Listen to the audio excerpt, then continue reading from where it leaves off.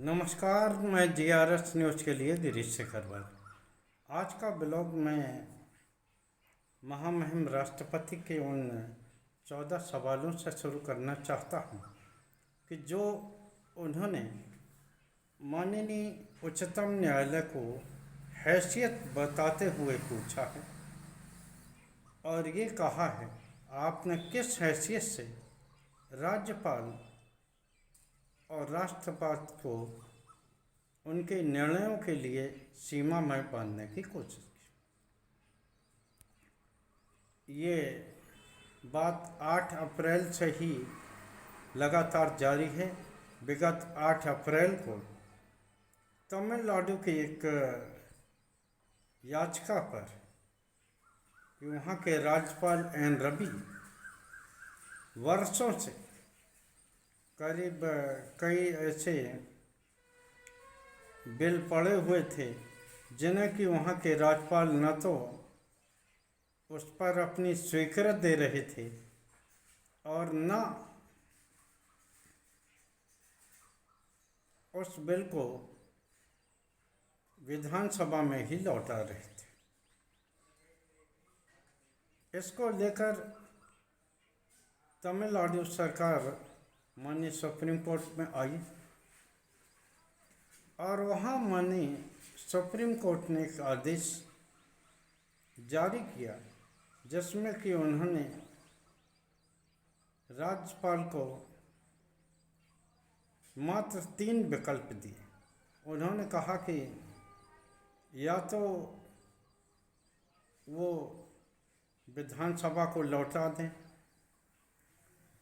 सरकार को लौटा दें, या उसे विचार के लिए आगे राष्ट्रपति को भेज दें,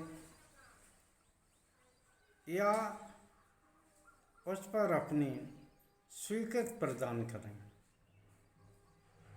राज्यपाल का कोई विवेकाधीन अधिकार नहीं है और अपने विस्तृत आदेश में सुप्रीम कोर्ट ने यहाँ तक कहा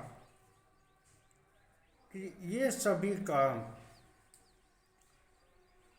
बिल राजभवन में आने के बाद स्वीकृत तक ज़्यादा से ज़्यादा 1 महीने का समय लगना चाहिए। अगर बिल राष्ट्रपति को भेजा गया है तो 3 महीने के अंदर वहाँ की स्वीकृत आ जाना चाहिए। कानूनी दृष्टि से देखा जाए तो ये माननीय न्यायालय का ये आदेश कोई भी गैर संवैधानिक नहीं है, लेकिन चूंकि वो सरकार जो बहुमत के बल पे राज्यपालों और राष्ट्रपति के आड़ लेकर उन सरकारों को परेशान करने के काम कर रही है जो सरकारें विपक्ष की हैं, और इसी को लेकर माननीय सुप्रीम कोर्ट ने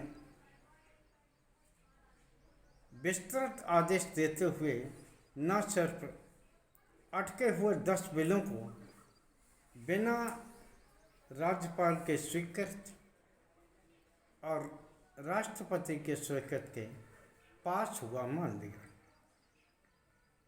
निश्चित तौर पर स्पष्ट तौर पर एक व्याख्या है। विधानसभा से पारित कोई भी प्रस्ताव राज्यपाल को विचारार्थ भेजा जाता है। राज्यपाल उस पर विचार कर सकते हैं, या तो उसको स्वीकृति दें या उसे विचार के लिए राष्ट्रपति को भेज सकते हैं, या पुनर्विचार के लिए फिर से सरकार को वापस कर सकते हैं। लेकिन अगर दूसरी बार वैसी ही स्थिति में वो बिल आ जाता है तो ये बाध्यता होगी कि राज्यपाल को वो बिल पास करना ही पड़ेगा। लेकिन जहाँ विपक्ष की सरकार हैं वैसे ये नियम कानून उन जगहों पर दिखाई नहीं देते जहाँ की सरकार समर्थित सरकारें हैं, एनडीए की सरकारें हैं, लेकिन जहां विपक्ष की सरकारें हैं वहां राज्यपाल उन सरकारों को तंग करने के लिए उन बिलों पर कुंडली मारकर बैठे रहते हैं। केरल की सरकार भी सुप्रीम कोर्ट गई थी, कई बार दिल्ली की सरकार को भी सुप्रीम कोर्ट जाना पड़ा। मैं तत्कालीन मुख्यमंत्री अरविंद केजरीवाल की बात कर रहा हूँ, और पंजाब की सरकार को भी, मान सरकार को बिल रोके जाने के कारण सुप्रीम कोर्ट में जाना पड़ा था। आखिर ऐसी स्थिति आती क्यों है? जब राज्यपाल के सहारे और राष्ट्रपति की आड़ लेकर सत्ता चलाई जाएगी तो निश्चित तौर पर माननीय सुप्रीम कोर्ट उसमें आएगी ही। इधर राष्ट्रपति ने हालांकि इस निर्णय के आते ही उपराष्ट्रपति जगदीप धनखड़ ने भी तमाम तरह की बातें की, उनका जिक्र करना संभवतः ठीक नहीं होगा, लेकिन एक तरह से जो भाषा राष्ट्रपति के इस 14 सूत्री पत्र में दिखाई दी, वही भाषा जगदीप धनखड़ बोल सके इनके आखिर सुप्रीम कोर्ट को अधिकार क्या है। यहाँ तक कि भारतीय जनता पार्टी के सांसद निशिकांत दुबे भी इस बारे में सुप्रीम कोर्ट को उनकी औकात बता चुके हैं, और उसी भाषा का प्रयोग राष्ट्रपति ने किया। निश्चित तौर पर महामहिम राष्ट्रपति को किसी भी मुद्दे पर कानूनी राय के लिए सुप्रीम कोर्ट से वो राय ले सकती हैं। सुप्रीम कोर्ट को भी उन्हें राय देने को बाध्य है, लेकिन ये राय उस तरह की नहीं है। एक तरह से ये सरकार द्वारा प्रायोजित पत्र है, और इसमें वही भाषा लिखी गई है जैसा कि सरकार के लोग, उनके मंत्री, उनके सांसद, यहाँ तक कि उपराष्ट्रपति इस तरह की भाषा को बोलते रहे हैं। पत्र में इस बात का उल्लेख किया गया है कि संविधान में ये नहीं लिखा गया कि आप राज्यपाल और राष्ट्रपति को समय बंधन में बांधें। निश्चित तौर पर बात सही है कि संविधान में इस बात का उल्लेख नहीं है कि कोई भी कोर्ट ये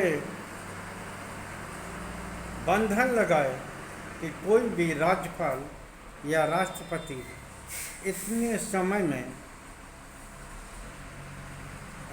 मामले को हल करे। लेकिन क्या ये महामहिम ये बताएंगी कि संविधान में ये कहाँ लिखा है कि विधानसभा द्वारा पारित प्रस्ताव को लंबे समय तक लटका कर रखा जाए? अगर इस तरह का कोई नियम है तो मुझे भी कृपया अवगत कराने की कृपा करें। सभी बातें संविधान में नहीं लिखी होती। अगर संविधान निर्माता अगर ये समझ गए होते कि यहाँ की चुनी हुई सरकारें विपक्ष की राजनीति को ख़त्म करने के लिए राज्यपाल और राष्ट्रपति को मोहरा बनाएंगी, तो निश्चित तौर पर संविधान में ऐसी व्यवस्था होती। आज ये देखा गया है कि कई ऐसे बिल हैं जो विपक्षी सरकारें जनता के हित में पास करती हैं, लेकिन राज्यपाल और यहाँ तक कि राष्ट्रपति तक भेजे जाने की बात कह के उन प्रस्ताव को लंबे समय तक लटका कर रखा जाता है। और कभी कभी तो ये बेल ज़्यादा समय होने के बाद मर से जाते हैं, क्योंकि अगर समयबद्ध कोई कानून इम्प्लीमेंट नहीं होता है तो उस कानून का संभवतः कोई मतलब नहीं रहता। निश्चित तौर पर अपने हकों के लिए राष्ट्रपति को बोलना चाहिए, लेकिन बहुत आश्चर्य होता है कि महामहिम उस समय नहीं बोलती हैं जब उनको बोलना चाहिए। वो सदन की कस्टोडियन मानी जाती हैं और उनके भाषण से ही किसी भी सदन की शुरुआत होती है। लेकिन जब नया संसद भवन बना और उसका उद्घाटन हुआ तो महामहिम को बुलाया नहीं गया। यहाँ तक कि राम जन्मभूमि में भगवान राम की विग्रह के समय देश विदेश से तमाम लोग आए थे, लेकिन महामहिम को बुलाया नहीं गया। लेकिन इस पे वो दो शब्द आज तक नहीं बोली।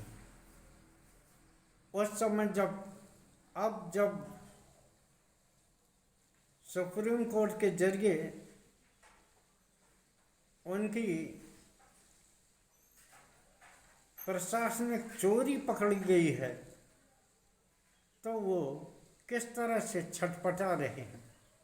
जैसा कि मैंने कहा कि ये महामहिम की भाषा नहीं है कि महामहिम अगर कोई कानूनी सलाह मानती तो वो 1 महीने तक चुप नहीं बैठती, क्योंकि लेकिन किस तरह से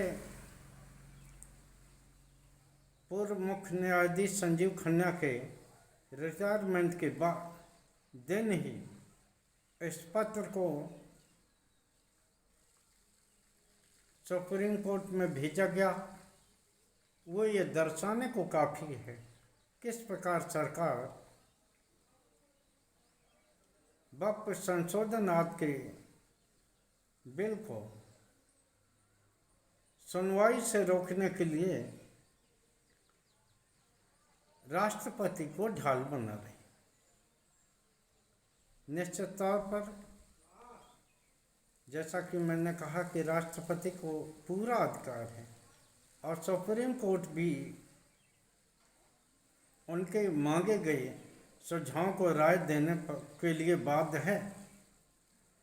लेकिन जिस तरह की भाषा उस शब्द में प्रयोग की गई है और सुप्रीम कोर्ट को एक तरह से औकात दिखाई गई है कि आप आखिर आपने किस अधिकार के तहत ये कानून पास किया है, तो निश्चित तौर पर यह दर्शाने को काफ़ी है कि किस प्रकार या तो महामहिम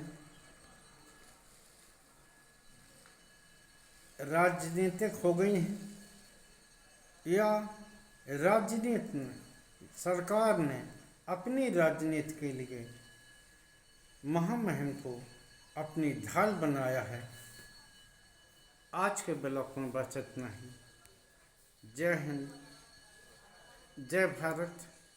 कल फिर किसी मुद्दे पर आपके साथ जुड़ने का प्रयास करूँगा।